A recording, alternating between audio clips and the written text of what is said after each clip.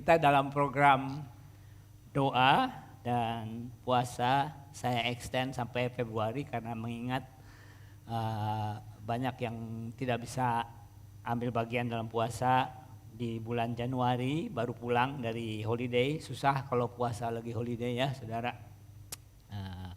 Itu penguasaan dirinya perlu sangat tinggi sekali. Tapi baik, kita masih dalam topik doa ya. Baik. Ada beberapa hal yang cukup banyak saya sampaikan, saya berusaha untuk kebut sedikit supaya saudara juga bisa dapat semuanya ya. Baik. Nah, dalam teologi ya, kita yang pernah sekolah biasanya diajarkan ilmu menafsirkan Alkitab, saudara. Bahasa kerennya namanya hermeneutics itu ya. Nah, hermeneutics itu adalah ilmu menafsirkan Alkitab. Nah, di dalam pengajaran para rabi, itu mereka juga punya sistem mereka sendiri. Rabbinic teachingnya ya, cara menafsirkan Alkitab. Jadi hermeneutiknya Ibrani itu ada beberapa, salah satunya disebut sebagai Kal Vachomer. Kal Vachomer itu secara letterleknya artinya light and heavy. Jadi salah satu argumennya itu begini saudara, kalau it's true di dalam hal yang simple, then apalagi kalau di dalam hal yang lebih kompleks gitu. Jadi Yesus juga banyak pengajaran-pengajarannya tentang hal ini. Misalnya, kalau burung pipit di udara aja Tuhan pelihara, apalagi kamu katanya, yang sangat disayang oleh Tuhan. Itu salah satunya ya. Nah, di dalam hal mengajarkan doa pun, Tuhan Yesus maksudnya, suka memakai prinsip ini, Kal Vachomer ini. Ya, kita akan lihat dua hal yang kita akan lihat pada hari ini. Di dalam dia mengajarkan konsep-konsep tentang berdoa. Yang pertama, dia mengajarkan konsep berdoa faithfully. Dan dia pakai Kal Vachomer ini saudara ya. Yang saya maksudkan ada di dalam Lukas 18, saya pernah sampaikan ini, saya lupa 1 tahun atau 2 tahun yang lalu.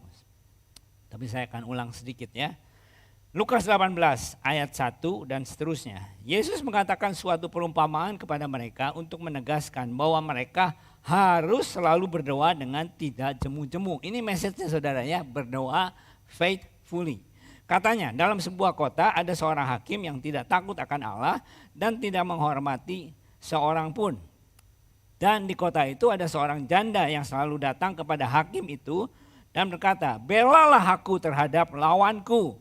Beberapa waktu lamanya hakim itu menolak, tetapi kemudian ia berkata dalam hatinya, walaupun aku tidak takut akan Allah dan tidak menghormati seorang pun, namun karena janda ini menyusahkan aku, baiklah aku membenarkan dia, supaya jangan terus saja ia datang dan akhirnya menyerang aku. Kata Tuhan, camkanlah apa yang dikatakan hakim yang lalim itu. Tidakkah Allah akan membenarkan orang-orang pilihannya yang siang malam berseru kepadanya? Nah ini tekun ya, faithfully. Dan adakah ia mengulur-ngulur waktu sebelum menolong mereka? Aku berkata kepadamu, ia akan segera membenarkan mereka.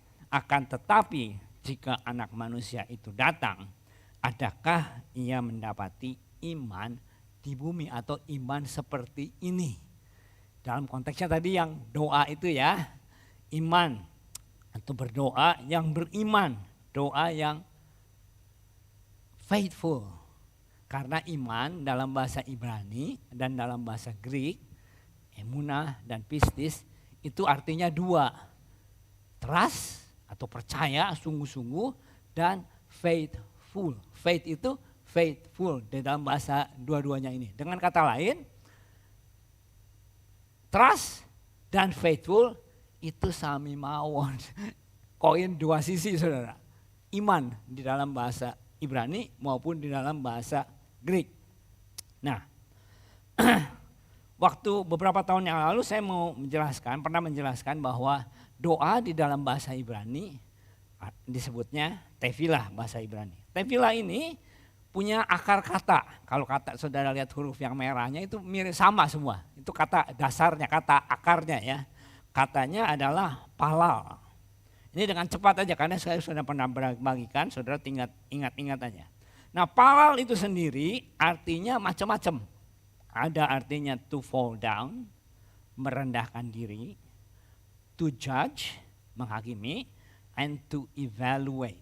Judge, makanya saudara nggak heran salah satu perumpamaannya Tuhan Yesus memakai perumpamaan tentang hakim. Karena arti kata doa itu ada hubungannya dengan kata menghakimi atau hakim tadi ya. Nah, kata palal itu sendiri, ini saya cepat aja ya karena saya pernah bagikan, saudara tinggal ingat-ingat lagi. Palal itu sendiri sering diberi imbuhan lehit yang warnanya biru itu saudara.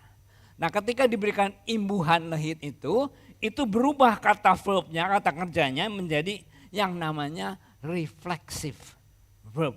Apa tuh reflexive verb? Artinya kata kerja yang apply kepada diri kita sendiri. Jadi waktu kita berdoa secara palal atau tefillah, itu majority fokusnya itu berdoa kepada diri, refleksi. Lebih daripada hanya mendoakan, rubahkan si itu, rubahkan rubahkan situasi saya. Lebih kepada rubahkan saya. Saya ini. Yang doa yang pernah saya berikan kepada saudara beberapa waktu yang lalu. Nah, karena itu di dalam doa yang saya maksudkan palal ini, yang artinya bisa to fall down, to judge, atau to evaluate ini ya, ini salah satu artinya. Selain to judge tapi to evaluate. Nah, secara praktis atau secara cepat apa sih salah satu aplikasinya berdoa secara palal ini? Secara palal. Saya pernah bagikan, saudara mungkin ingat. Mungkin doanya pada mulanya Tuhan rubahkan pasanganku gitu ya. Yang punya pasangan yang di garis bawahinya tuh atau situasi kita rubahkan Tuhan. Tapi waktu palal bertekun, pray faithfully, mulai berubah nih saudara. Mulai berubah, rubahnya masih kuat, rubahkan. Tapi pasangankunya udah mulai lembut nih. Rubahkan pasanganku Tuhan. Lalu tambah pala lagi, tambah bertekun, tambah faithful. Rubahkan pasanganku, refleksi. Lama-lama rubahkan aku Tuhan. Nah, ini hasil dari palal. Yang tadinya fokusnya kepada keluar situasi kita, Allah rubahkan situasiku di luar, lalu palal itu membuat kita ini menjadi orang yang diubahkan. Jadi orang yang lebih dibenarkan, bukan arti dibenarkan karena ditebus dosanya, tapi cara berpikirnya udah benar, selaras dengan Tuhan gitu. Selaras dengan Tuhan. Nah, ketika kita udah menjadi orang yang benar, Tuhan lebih daripada hakim yang lalim itu. Tidakkah dia akan cepat menjawab doamu karena kita sudah di pihak yang benar. Yang tadinya minta-minta pasangannya yang berubah, nggak dijawab-jawab saudara. Karena kita sendiri juga pasti banyak salahnya. Jadi makanya nggak dirubah-rubah gitu saudara. Tapi waktu kitanya udah benar, udah bertobat, udah iya salah ini Tuhan. Masakan Tuhan menunda-nunda permintaan kita. Karena dia yang akan membela orang yang sudah benar atau dibenarkan itu saudara. Itu janjinya Tuhan. Karena judge, yang kita berdoa kepada judge, arti dari kata doa itu adalah judge, dia adalah represent dari authority. Makanya kita memohon dengan rendah hati. Dia justice, dia tahu yang membela keadilan. Mana yang adil, mana yang benar. Dia tahu, yang righteous itu dia tahu beda. Dan judge itu khususnya dalam Alkitab punya kekuasaan untuk restore. Artinya doa-doa kita dijawab, saudara, di restore, dipulihkan atau apapun yang kita mohonkan. Karena kita sudah benar dan Tuhan akan membela orang-orang yang sudah dibenarkannya itu. Nah, Kal Vachomer yang kedua, saya agak lama di sini. Yang kedua adalah bagaimana Tuhan mengajarkan to pray with trustful attitude. Dengan sikap yang penuh kepercayaan, confident, percaya. Nats yang saya maksudkan ada di dalam Matius 7. Matius 7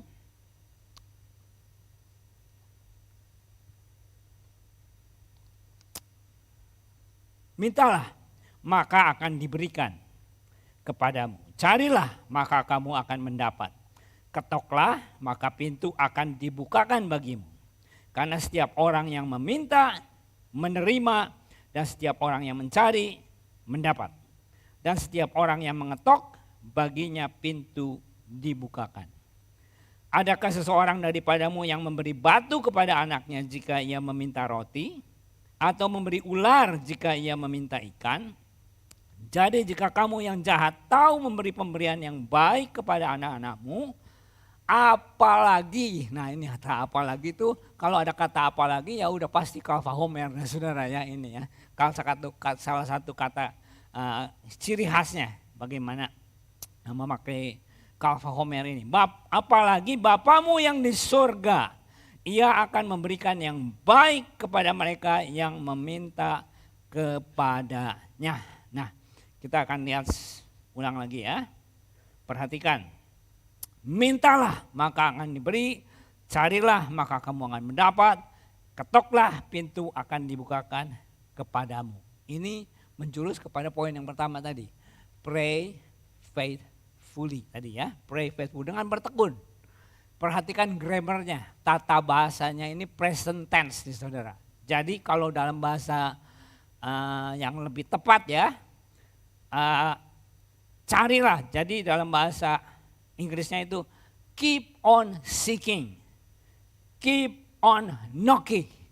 Maka kau akan mendapatkan dan Tuhan akan membukakan. Present tense ya, faithfully. Tapi yang kedua, Tuhan berkata begini. Adakah seseorang daripadamu yang memberi batu kepada anaknya jika ia meminta roti, atau memberi ular jika ia meminta ikan? Nah tentunya Yesus waktu berbicara mungkin enggak familiar buat kita ya, tapi saudara mesti tahu waktu Yesus berbicara kepada orang yang dia ajak ngomong itu orang itu mengerti apa yang Yesus maksudkan. Mungkin buat kita enggak terlalu relevan. Ini kok ngomongin doa soal apa ya? Soal ular, soal apa lagi nih? Soal batu dan sebagainya. Tapi di dalam hal ini juga termasuk hermeneutics ya. Dalam membaca nats itu kita harus ada yang namanya konteks. Konteks macam-macam. Ada konteks bahasa, ada konteks budaya. Nah ini konteks budaya nih. Waktu Yesus ngomong kepada orang itu budayanya seperti apa. Nah pada waktu itu budayanya orang Yahudi itu biasa makan roti dan ikan. Ingat yang 5.000 orang itu ya, roti dan ikan itu udah kayak nasi dan apa ya kalau bahasa Indonesia apa tuh? Nasi dan apa? Rendang, nah itu dia betul, nasi dan rendang, bener tahu aja. Jadi itu seperti begitu budayanya begitu. Cuman kalau budayanya waktu itu adalah roti dan ikan. Jadi karena pada waktu itu banyak mereka itu hidupnya kalau nggak peternak atau nelayan. Nah nelayan itu nangkap ikannya dengan lempar jala ya. Nah waktu jala ditarik itu nggak selalu berhasil, nggak selalu dalamnya itu semuanya ikan, nggak selalu. Yang ditarik itu kalau tarik dalamnya ada batu atau ada belut. Nah diterjemahinnya sebagai ular karena bentuknya seperti ular. Dan belut itu atau ikan lele apa ikan apa itu namanya ya. Itu najis, nggak boleh dimakan oleh orang Yahudi. Jadi sebutnya ular.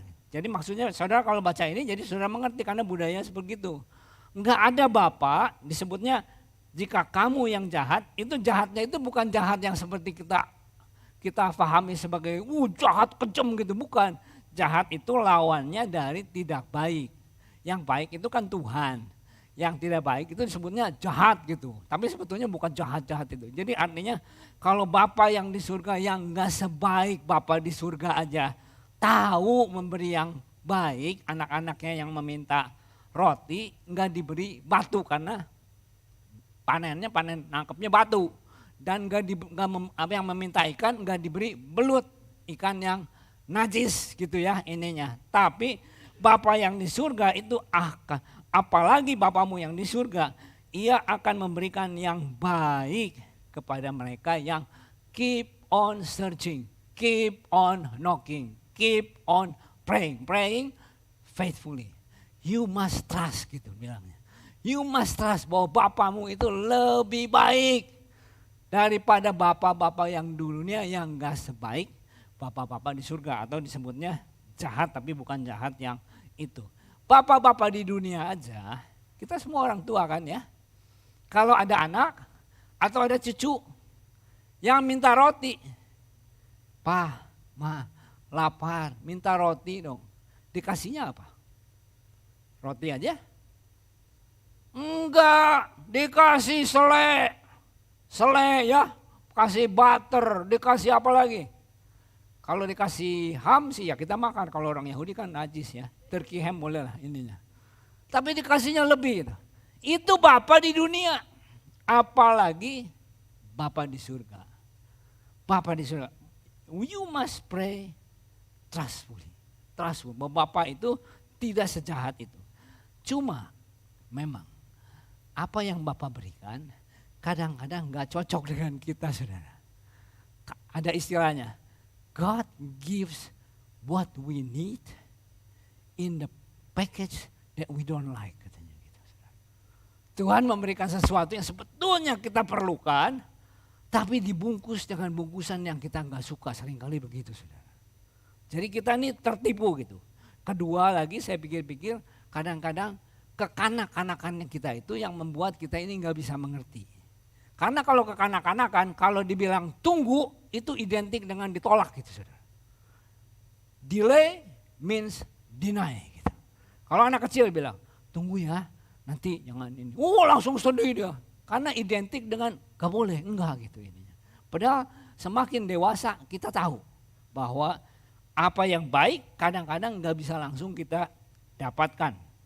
Nah, jadi ini saya berikan contoh ya. Di Filipi 4 ayat 6. Janganlah hendaknya kamu khawatir tentang apapun juga. Tetapi nyatakanlah dalam segala hal keinginanmu kepada Allah. Dalam doa dan permohonan dan dengan ucapan syukur. Damai sejahtera Allah yang melampaui segala akal akan memelihara hati dan pikiranmu dalam Kristus Yesus. Pray trustful, secara confident, itu membawakan hasil. Yang pertama, di situ kalau saudara lihat yang saya bold kuning, khawatir. Siapa di sini yang gak pernah khawatir? Pasti pernah, karena ini warisan dari Taman Eden nih, saudara. Hawa, saudara ingat ya, Hawa ketika dibujuk oleh si ular itu, makan di buah nih, buah pengetahuan baik dan buruk namanya. Sebelumnya nggak tahu yang mana yang baik yang buruk, nggak tahu. Taunya dari Tuhan, apa yang Tuhan bilang baik ya baik, yang buruk buruk gitu. Tapi begitu makan, sekarang jadi tahu. Apa pendapatku yang baik dan yang buruk. Gitu. Nah masalahnya Tuhan kan omnipresent, omniscience, jadi tahu gitu. Tahu dari alfa dan omega. Lah kita kan nggak tahu. Kita tahu yang baik dan buruk menurut kita, tapi kita nggak tahu masa depan. Besok kita nggak tahu. Tapi kita pengen tahu. Kita pengen in control namanya. Udah tahu kita yang netepin baik dan buruk sambil nggak tahu yang mana yang baik buat besok, yang mana yang baik buat tahun depan. Keputusan apa? Akhirnya apa? Stres, khawatir. Siapa yang nggak pernah khawatir? Itu warisan saudaranya. Nah, Alkitab berkata, ketika kamu khawatir, bawa dalam doa permohonan dengan ucapan syukur. Nanti kalau kamu berdoa terus dengan tekun, dengan trustful, hasilnya kalau benar ya, dengan trustful dan dengan tekun, hasilnya damai sejahtera Allah katanya. Jadi secara simpel grafiknya begitu. Khawatir, anxiety, lalu prayer, pray. Hasilnya kalau seandainya benar nih, hasilnya goalnya nanti ada damai sejahteranya. Amin. Mau dapat damai? Dapat. Nah, doa yang faithfully and trustfully. Nah, prayer ini kenapa bisa begitu? Karena prayer ini sebetulnya simple ya, tapi dalamnya banyak sekali di dalam prayer itu. Di dalam prayer itu kalau saudara lakukan seperti Palal tadi ya, terus tambah lama tambah mengenal Tuhan. Di dalam prayer yang benar ya, tambah mengenal kehendaknya Tuhan. Tuhan tuh tahu konflik. Saudara pernah dengar ayat yang berkata, atau sering kita nyanyikan, jadikan aku rumah doamu. Yang doanya siapa? Kita pikir kita ya, itu bilang rumah doamu. Jadi artinya jadikan kita wadah Tuhan yang berdoa. Loh kok Tuhan yang berdoa? Karena Tuhan deal langsung sama kita. Ini nih yang gak bener tuh kamu ini nih. Kamu nih masih gak bener nih. Kamu yang gak bener. Jadi introspeksi gitu. Nah waktu kita terbuka hatinya makin tekun. Tambah kita mengenal Allah. Oh begitu ya Tuhan. Doa itu juga semakin kita berdoa terus tambah lama. Kalau kita terbuka mestinya tambah humble. Orang yang sering berdoa itu cirinya tambah hamba. Jadi kalau ada yang bilang saya suka berdoa sehari 8 jam tapi enggak hamba ragu itu doanya doa apa nih. Jangan-jangan doanya listing doang gitu. Nuntut ini, nuntut itu, nuntut ini. Harusnya bertambah hamba. Karena introspeksi tadi ya. Evaluate terus tadi. Doa juga semakin kitanya kenal dengan Tuhan semakin trust dong. Semakin trust kepada Tuhan karena udah semakin kenal. Saudara bisa percayakan kunci mobil atau harta atau apa kepada orang yang saudara nggak kenal? Nggak mungkin. Harus sudah kenal dulu baru bisa trust. Setelah trust baru jadi taat. Dengan berdoa Tuhan berkata jadi taat. Kenapa kita nggak taat? Karena nggak trust. Kenapa nggak trust? Karena nggak kenal. Kenapa nggak kenal? Karena kurang berdoa, saudara ya intinya. Jadi kembali ke situnya adalah kita harus sebentar tertutup nih saudara. Ada yang kirim message jadi hilang saya punya ini. Ini dia nih. Nah, ya berdoa ya, semakin kenal, semakin humble, semakin trust, semakin taat. Hasilnya peace. Meskipun susah, tapi saya lakukan. Ampuni ya. Tadinya nggak mau, pala, berdoa terus, berdoa. Lama-lama trust kepada Tuhan. Iya, trust deh sama Tuhan. Waktu udah berdoa, iya Tuhan. Hasilnya adalah damai, ada damai. Atau kadang-kadang kita anxiety dengan hal yang lain. Aduh gimana ya Tuhan, ini kesana nanti hari depan bagaimana nih. Saya kesulitan dalam hal dalam hal finansial atau dalam anak cucu atau apapun segala sesuatu yang kita mungkin khawatir ya. Bagaimana nih Tuhan kalau seandainya saya kerja terus, stres nih Tuhan, saya perlu cari happiness. Saudara doa dulu, jangan cepat-cepat langsung booking gitu saudara. Wah ini dia itu. Doa dulu ininya. Karena jangan-jangan apa yang kita itu pikir tempat happiness itu belum tentu happy loh saudara. Saya sering. Waduh carinya nggak berdoa dulu, carinya happiness dulu. Pulang dari situ bukannya happy, capek nggak ada. Waduh kerjaan numpuk segala macam. Tapi kadang-kadang apa yang dari Tuhan itu nggak masuk di akal gitu. Aduh masa iya nih Tuhan begini ini. Tapi waktu kita kerjakan, kita taat, nah makanya perlu trust dulu.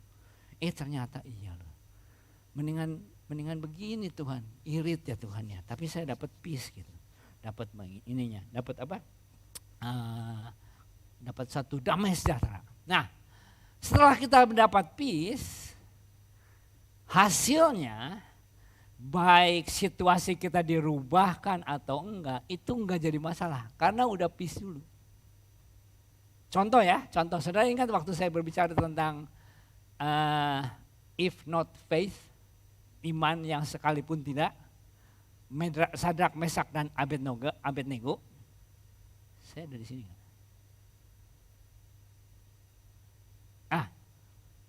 Ini ya, waktu itu setelah dilepaskan kan dari dapur api ya.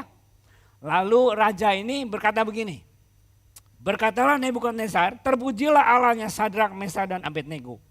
Ia telah mengutus malaikatnya dan melepaskan hamba-hambanya yang telah menaruh percaya kepadanya, dalam bahasa Inggrisnya who trusted in him. Dan melanggar titah raja dan menyerahkan tubuh mereka karena mereka tidak mau memuja dan menyembah Allah manapun kecuali Allah mereka. Tentunya waktu mau dilempar ke api mereka berdoa dong. Ya, berdoa supaya bisa dilepaskan. Tapi dengan trust. Dengan trust. Dan hasilnya Tuhan lepaskan, situasinya diubahkan. Tapi enggak semua seperti ini kan. Ada yang situasinya tetap enggak diubahkan. Jadi waktu kita berdoa, tapi hasilnya adalah damai sejahtera Allah. Itu yang pentingnya. Contohnya yang tidak dikabulkan doanya siapa? Yesus. Yesus nggak dikabulkan doanya. Waktu dia minta supaya cawan ini dilewatkan daripadaku, nggak dikabulkan oleh Tuhan. Tapi Tuhan berikan malaikatnya untuk memberikan kekuatan. Ada damai sejahtera. Jadi waktu damai sejahtera itu diberikan, situasi itu belum tentu berubah. Jadi ada dua hal. Tapi yang penting damai sejahteranya. Hal yang pertama, Tuhan angkat situasinya atau rubah situasinya. Yang kedua, Tuhan berikan damai sejahtera for you to go through masalah itu. Persoalan jadi dua. Either ini atau melaluinya. Either way ada damai sejahtera. Itu yang jadi goal untuk ininya. Nah kembali, saya pernah bagikan ini. Kenapa kita enggak mencapai damai sejahtera itu? Karena enggak percaya dengan Tuhan. Kenapa enggak percaya dengan Tuhan? Padahal kita tahu karakternya Tuhan, kebaikannya Tuhan, hikmatnya Tuhan. Allah tahu yang terbaik. Tadi kan ayatnya ngomong ya, Bapak yang jahat aja tahu, apalagi Bapakmu di surga. Dia tahu yang terbaik bagi kita. Kuasanya sungguh tidak bisa disangkali, tidak ada yang mustahil. Kasihnya kita tahu, rancangannya selalu baik buat kita. Janjinya, janji Tuhan selalu baik buat kita. Saudara aminkan ini semua? Tapi kenapa kita enggak trust? Dan sehingga enggak bisa dapatkan damai sejahteranya. Kembali lagi, yang pertama, karena kita enggak mengenal Tuhan. Kurang berdoanya ya. Meskipun kita tahu ini semua, tapi tetap enggak percaya. Makanya enggak taat kepada Tuhan ya. Nah, yang kedua, percaya sih. Cuman masalahnya rancangannya itu kita enggak setuju kadang-kadang. Apa yang menjadi purpose-nya Tuhan dengan keinginannya kita itu enggak matching nih. Kita maunya ke situ, Tuhan maunya ke sini. Itu seringkali konflik. Itu sebabnya kita enggak taat, enggak trust. Betul atau betul? Betul, orang pilihannya cuma betul atau betul ya enggak. Tahu sih Tuhan, suka banyak yang sharing gitu. Saya mesti bagaimana? Nggak usah nanya lah, kamu udah tahu jawabannya, kamu harus mengampuni itu. Cuman nggak cocok dengan perasaan kita, dengan will kita. Atau lakukan ke sana, ke sini, nggak cocok. Kamu jadi seperti aku, kata Yesus gitu ya. Berkorban dan sebagainya. Enggak cocok. Ya saya udah kerja keras nih Tuhan. Saya harusnya menikmati hidup sendiri gitu. Ini aduh yang ini mah aduh jadi penuh pengorbanan. Enggak serak buat saya gini. Enggak cocok di saudara. Nah saya mau berikan contoh seperti begini. Kenapa kita enggak trust? Karena satu kita enggak mengenal. Atau sudah mengenal tapi enggak cocok. Paketnya nggak cocok, willnya, caranya nggak cocok, timingnya nggak cocok. Saya akan tutup dengan satu ilustrasi. Saudara ingat pernah tahu kira-kira ini film apa? Ada yang belum pernah nonton film Karate Kid? Oh, Janita belum pernah ya. Waduh, nanti nonton deh ya. Siapa yang punya, siapa yang bisa downloadin? Tolong di-downloadin. Kenapa? Oh di live group nonton ya, baik-baik. Ya boleh juga, benar-benar bagus juga ya. Karena kita belajar teachingnya dari film ini. Nah saudara yang masih ingat film ini, untuk film udah lama sekali. Ini ada satu anak, namanya Daniel San namanya ya. Daniel San ini dibully, diterrify sama bully ini. Yang mengejar-ngejar dia gitu. Jadi dia nih untuk survive somehow nggak sengaja dia ketemu dengan seorang jago karate yang membebaskan dia ya. Waktu itu menolong dia lah. Namanya, ada yang ingat namanya? Kalau baru saya mau ngomong kalau ingat saya kasih hadiah. Tapi nggak ada yang ingat udah saya kasih tahu aja ya. Namanya Miyagi, Mr. Miyagi. Ya. Ini expert karate nih, expert karate. Nah waktu dia ditolong itu rupanya dia memohon-mohon kepada si Mr. Miyagi ini. Tolong Mr. Miyagi jadikan saya muridmu katanya. Make me your disciple supaya saya bisa karate. Supaya kalau saya dibully lagi, diterrify lagi saya bisa bela diri. Enggak diterrify. Sudah memelas sedemikian rupa akhirnya Mr. Miyagi setuju. Oke lah kamu bisa. Waduh senangnya minta ampun dia nih. Udah janjian, besok datang ya ke rumah. Nah besok dia datang ke rumah, dia pikir dia mulai diajarin jurus-jurus karate yang sakti kan. Buat supaya dia bisa jadi expert karate. Tapi instead, Mr. Miyagi kasih ini nih, sponge ini. Kamu cuci mobil ya katanya, cuci mobil. Wax on, wax off. Wax on, wax off. Nah, yang senyum-senyum mulai ingat nih filmnya nih ya. Jadi ini mulai nih. Si Daniel San ini, oh oke lah sebelum diajarin jurus mungkin suruh ini dulu ya. Suruh jadi apa namanya pembantunya dulu gitu. Ya udah, wax on, wax off. Beres satu kirain udah senang dia gitu. Enggak taunya Mr. Miyagi bilang, no Daniel San, all the cars in the yard. Itu ada 10 mobil gitu saudara. Wah jadi wax on, wax off.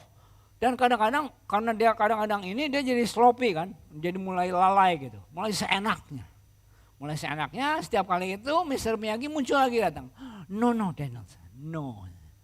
This is how you do it. Wax on, wax off. Wax on, wax off. This is how you do it. Udah. Beres. Seharian sampai malam. Besokannya datang lagi kan. Besokannya datang lagi. Kirain dia udah siap diajarin jurus-jurus karate. Tapi apa hasilnya? Sekarang disuruh ngecat pagar. Ngecat pagar. This is how you do it then. You cat. Cat. Not like this. No. Dicat nih, dia ngecat, kembali ya, udah beres, kira-kira 1 blok, ya beres Mr. Miyagi katanya. Kirain udah mau siap diajarin karate. No Daniel, the whole fence katanya, semua gitu katanya. Waduh begini, kembali, kadang-kadang sloppy lagi, Mr. Miyagi-nya datang lagi nih. No, Daniel-san, no. That's not how you do it. Begini, ini begitu. Lanjut lagi, besokannya lagi. Suruh ngepel lantai gitu ya saudara. Pakai ini lagi, gosok-gosok lagi. Akhirnya itu Daniel-san udah gak tahan. Langsung dia komplain sama si Mr. Miyagi ini. Mr. Miyagi katanya, saya datang ke sini bukan untuk jadi pembantu katanya. Saya tuh datang untuk belajar karate. Mau ngomong karaoke tadi saya misalnya, bukan belajar karaoke. Mau belajar karate nih. Nah, kenapa saya jadi disuruh begini dan begitu katanya. Dia komplain. Waktu dia komplain begitu, tiba-tiba tanpa disangka-sangka nih. Ini sebentar sebelum saya masuk ke sana. Nah, saya mau menjelaskan begini. Seringkali yang tadi saya katakan, Tuhan memberikan yang terbaik, tapi di dalam paket yang sering kita gak suka. Di dalam panggilannya Tuhan, come follow me, ikutlah aku. Itu peribahasa dalam Ibrani, artinya be like me gitu. Follow me itu artinya jadilah seperti aku, itu bahasa pepatahnya Ibrani begitu. Nah, di dalam seperti ajakannya Yesus itu minimal ada dua hal. Saya diberkati sekali, makanya ayat yang berkata begini. Lebih baik di rumah duka daripada di pesta. Kita melalui beberapa funeral itu ya. Dari mana saya diingatkan ini? Dari funeral yang saya layani waktu itu, Lindi ya. Saya dapatkan ini. Diingatkan lagi, udah beberapa puluh tahun yang lalu. Tapi waktu itu saya diingatkan lagi. Di dalam ajakan Tuhan, jadilah sepertiku. Minimal itu ada dua hal. Berbicara tentang destinasi dan berbicara tentang proses, journey-nya. Kebanyakan dari kita gampang sekali responnya ketika diajak destinasi. Tapi sangat slow waktu diajak proses atau journey-nya. Yaitu dash di hidup kita itu ya, lahir tahun berapa sampai situ disingkat tuh jadi dash doang. Padahal isinya banyak journey-nya tuh. Bukan cuma destinasi aja gitu. Tapi banyak ini. Saya maksudnya begini, saya jelaskan maksud saya begini. Waktu kita diajak destinasi, cepat sekali kita respon. Coba cek ya. Misalnya saya ajak begini. Do you wanna have a good marriage? Apa jawabannya? Yes, Lord. Okay. This is what you should do. Proses. Jawaban saudara apa? Oh, Lord. Saudara mau sukses? Yes, Lord. Okay. This is what it takes. Oh Lord. Saudara mau sukses secara karir? Yes, Lord. Okay. This is what it takes. Oh Lord. Australian Open sebentar lagi ya. Mau jadi juara Australian Open? Yes, Lord. Okay. This is what it takes. Oh Lord. Gampang sekali untuk cari destinasi saudara. Mau punya gereja sendiri? This is what it takes. Mesti rajin, mahal lagi. Oh Lord. Mau jadi seperti Yesus? Hamba yang baik dan setia? Yes, Lord. Okay, this is what it takes. Sangkal diri, pikul salib, dan sebagainya macam. Oh Lord. Itu yang saya maksudkan saudara. Mr. Miyagi memberikan the journey-nya. Mau jadi jago karate? Menang turnamen? Yes, Mr. Miyagi. Okay, this is what it takes. Oh, komplain. Nah, pada waktu dia komplain, tiba-tiba nih, sekonyong-konyong Miyagi ini throw punches, pukul si Daniel San ini. Itu secara refleks si Daniel San langsung wax on, wax off, wax on, wax off. Karena Mr. Miyagi tahu, dia sudah mempersiapkan sebelumnya karena dia tahu musuh akan melontarkan punches itu kepada dia.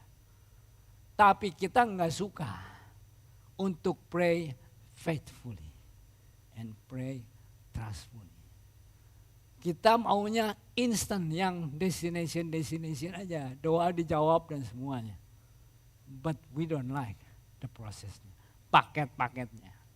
Saya mau memberikan encouragement saudara, to pray faithfully seperti yang Yesus ajarkan, pray trustfully karena meskipun hal-hal yang Tuhan ajarkan itu sepertinya membosankan buat Daniel San. What for ini? Tapi you don't know apa yang Tuhan sedang persiapkan kepada kita. Firman Tuhan, semua yang kita suka mocking gitu ya. Wow, it's the law. Tahu nggak Tuhan? Torah itu artinya teaching, guidance. Will teach you, will guide you untuk serangan-serangan yang akan dilontarkan kepada kita. Torah, 10 perintah Allah kan Torah, ya. Jangan ada Allah lain di pada kita. Jangan sebut nama Allah. Kuduskanlah hari Sabat, keep it faithfully. Hormati orang tuamu, jangan berzina, jangan membunuh, jangan iri dengan yang lain, jangan bersaksi dusta kepada lain, gosip kalau bahasa istilahnya kita sekarang gitu ya ini ya. Itu semua guidance, tapi buat kita apa? Low. No, that's sesuatu yang boring. Wax on, wax off. Tekun dalam ibadah, tekun dalam berdoa, tekun dalam persekutuan. What for? Saya datang ke sini bukan untuk itu, Mr. Miyagi. Jadikan saya langsung jago karate. No. Wax on, wax off. Tapi tiba-tiba waktu punch itu datang kepada kita, we know untuk menangis itu semua. Kelihatannya boring ya, and we don't like it. But caranya Tuhan itu begitu. Kenapa? Karena iblis itu mau mencuri, membunuh, dan membinasakan. Kita pikir, oh dia mau cari uang saya ya.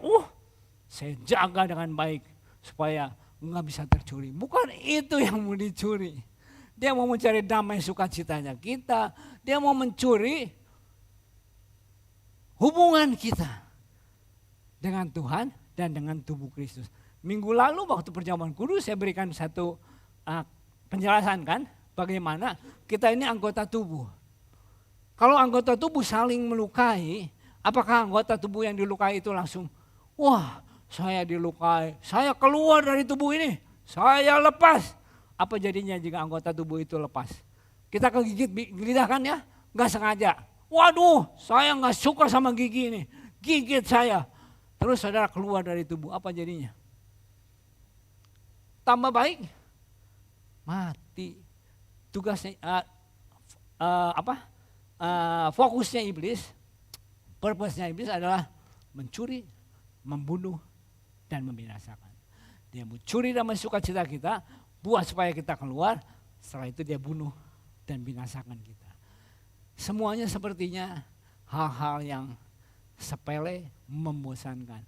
Tapi itu adalah yang Tuhan mau pesankan. Khususnya melalui doa ini. Bertekunlah secara private maupun secara corporate. Secara body yang berdoa. Karena ada beberapa hal yang gak bisa dapat dengan secara prayer pribadi. Misalnya Esther. Kalau dianya Mordeka berkata, kita mau dibinasakan nih bangsa kita. Oke, kita berdoa berpuasa. Kamu sama saya aja yang Mordeka, pendoa syafaat kan. Berdoa aja. Kira-kira bangsa Israel diselamatkan gak? Yahudi. I don't think so. Waktu Niniwe mau dibinasakan, lalu rajanya kasih ultimatum, ayo kita berdoa dan berpuasa dan bertobat katanya. Kalau misalnya, oh ya udahlah, itu kan tugas pendoa syafaat. Mereka aja lah yang berdoa dan berpuasa. Kira-kira itu bangsa dibebaskan oleh Tuhan? I don't think so. Ada hal-hal yang kita berdoa corporate dengan tekun, dengan terasul untuk gereja misalnya. You can't rely just one or two people. Kita harus bertekun dan berdoa bersama-sama. Tuhan memberkati kita semua.